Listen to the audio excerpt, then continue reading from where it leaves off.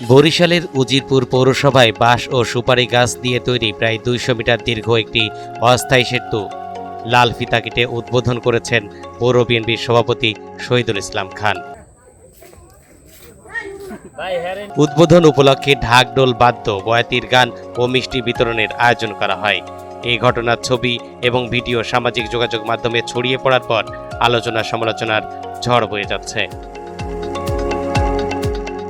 উদ্বোধনের ছবি এবং ভিডিও সামাজিক যোগাযোগ মাধ্যমে ছড়িয়ে পড়লে বিষয়টি নিয়ে নানা মন্তব্য করেন নেটিজেনরা। কেউ কেউ অস্থায়ী সাঁকো লাল ফিতা কেটে উদ্বোধন নিয়ে সঠিক প্যাড আর সঠিক তথ্য দিয়ে এসব সামলে নিব এক হয়ে মোনালিসা স্যানিটারি ন্যাপকিন হাস্যরস সৃষ্টি করেন। আবার অনেকেই নিজেদের টাকায় স্থানীয় বাসিন্দাদের সাঁকো নির্মাণের উদ্যোগকে স্বাগত জানান।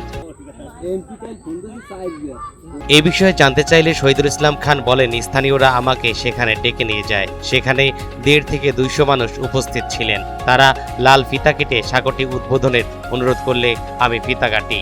গান বাজনা ও মিষ্টি বিতরণের আয়োজন স্থানীয়দের পক্ষ থেকেই করেছিলেন।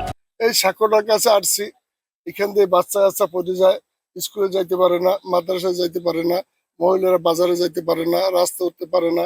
যার জন্য ওরা আমার কাছে কয়েকদিনে বলছে। পরে আমি তো অসুস্থ হইলাম, আমি মেডিকেল ছিলাম। আসার পরে ওরা বললো যে আমরা ভাই আপনি একটু আসেন কেন, আমরা সাঁকোটা দেবো। আমরা মোটামুটি একটা পর্যায়ে টাকা পয়সা করছি।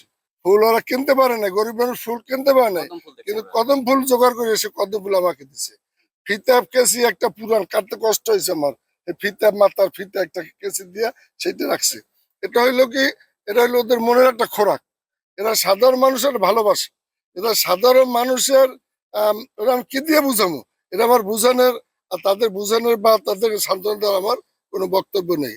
তবে আমি এতটুকু মনে করি, যারা এই ব্যাপারটা নিয়ে বাজে মন্তব্য করছেন আমি তাদের ধিক্কার জানাই, এবং তারা সমাজের উন্নয়নমূলক কাজ হোক তা চায় না। স্থানীয় বাসিন্দারা বলছেন তারা তাদের সামর্থ্য অনুযায়ী কাজটি করেছেন এবং নিজেদের ভালো লাগা থেকেই গান বাজনার আয়োজন করেছেন। অনেক অনেক জায়গায় ছোট ছোট রাস্তা পাশ হইতে আছে, ব্রিজ হইতে আছে, পাকা হইতে আছে, ঢালাই হইতে আছে। আর আমার এই রাস্তাটা ৮ নং ওয়ার্ডের, এই রাস্তাটা কোনো পাশ হয় না, কোনো ঢালাইও না, কিছুই না। সেজন্য আমরা সবাই মিলা তার সাহায্যের কারণে আমরা এই হাক্কাটা দিছি। সেও আসছে, তার যদি সহযোগিতা না থাকতো তাহলে এত দূর আমরা আগাইতে পারতাম না। ঠিক আছে, এখন যদি পরবর্তীতে যদি এই কথা নিয়ে কেউ যদি আলোচনা করে তাহলে আমাকে করার কিছু নেই।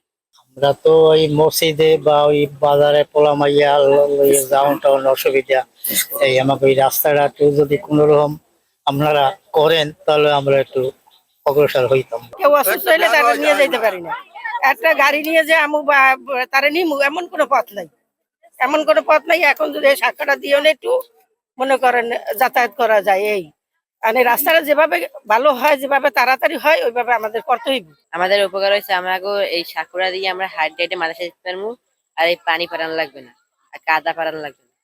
আমাদের সময় মাদ্রাসায় যাই, সেই সময় আমাকে আরো সমান পানি থাকে। মাইয়ে নাতির স্কুলে যাইতে পারে না, মসজিদে যাইতে পারে না, একটা হাসপাতাল গেলে যাইতে পারে না।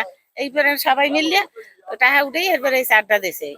রাস্তাটা নাই দিকে আমরা সাকতেছি, এই কারণে সবাই চলাফেরা করতে পারে, দিকে অনেক আমাকে উৎসাহিত হয়েছে। এই গানটা গেয়েছি যে আনন্দের সহিত 15 দিন 1 মাস ধরে এই সেতুটা দিয়েছি, সেইটা আমার একটা মনের আনন্দে নিয়ে আমি বাচ্চা খোকা মুরব্বী মামুনদেরকে নিয়ে আমি এই সেতু নিয়ে একটা গান গাইছি। এটাই আমার মনের ব্যক্তিগতভাবে গানটা গাইছি। দীর্ঘদিনের দুর্ভোগের মধ্যে নিজেদের অর্থায়নে হলেও একটি পারাপারের ব্যবস্থা হয়েছে, তবে অস্থায়ী সাঁকো সমাধান নয়। খালের উপর একটি সেতু নির্মাণ করা হলে এলাকার মানুষের দীর্ঘদিনের দুর্ভোগের অবসান হবে।